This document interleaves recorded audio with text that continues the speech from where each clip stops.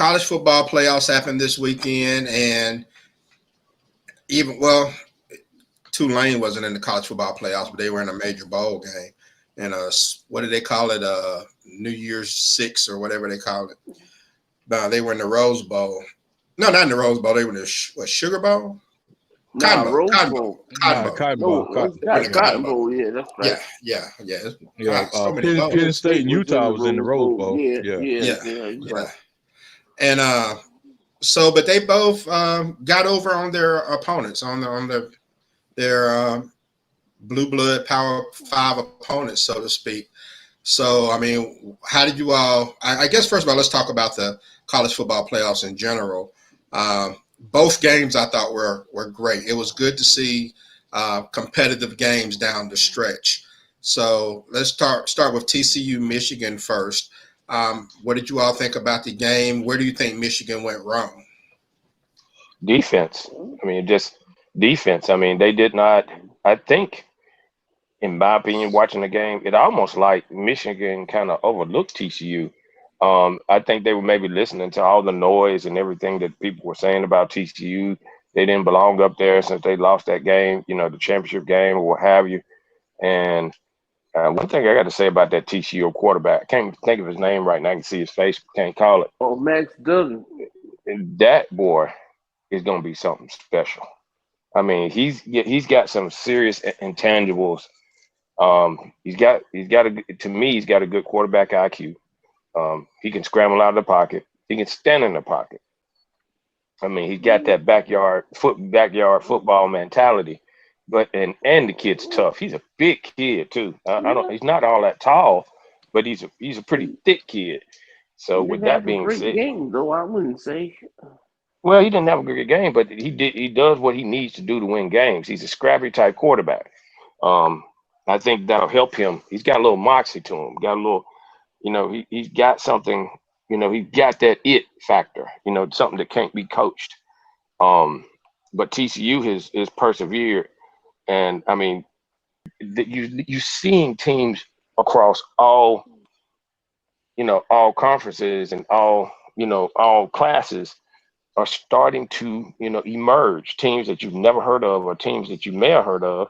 And then all of a sudden these guys are starting to get great to a point to where, like we talked earlier this year about, conferences being created. So this portal has changed the way the NCAA football landscape is. Another thing too, you got players that are redshirt freshman, redshirt sophomore, redshirt junior. And you're seeing players being there until they're 25.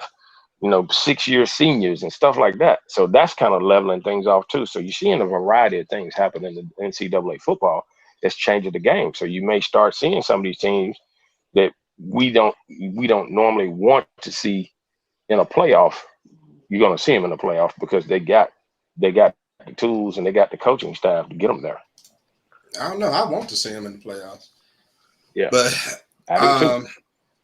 I mean, Ray, Eminem, y'all. Well, let me make a comment about the TCU Michigan game right quick because I'm a Michigan fan. I've seen every Michigan game this year, and I think that of course the defense failed them, like Buck said. The defense was not good, but I think they got behind the 8 ball with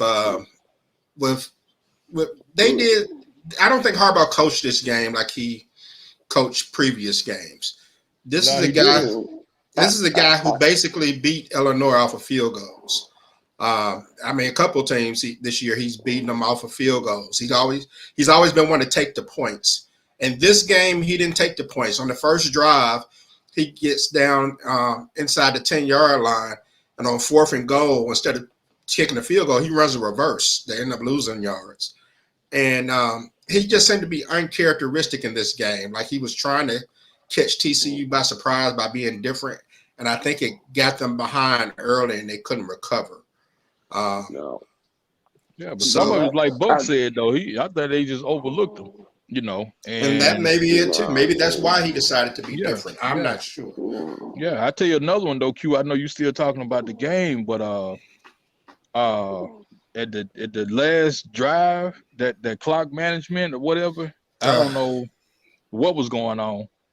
And you know it's bad when the dude daddy stand up and just look like, like he wanted to come down and like, son, what the hell? They put the camera on Jack Harbaugh, like shit. Yeah. Like, dude, I don't know what he was thinking. Yeah, it wasn't his best coaching performance, in my opinion. It really wasn't. But the thing about it is y'all keep talking about Michigan defense, but what about TCU's defense? McCarthy was throwing bombs on them guys. And McCarthy he's just a sophomore, I think.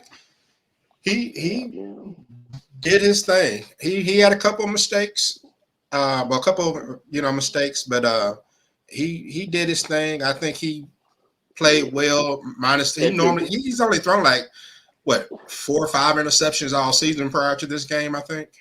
And if it wasn't for that kid, they would have lost by 30 points.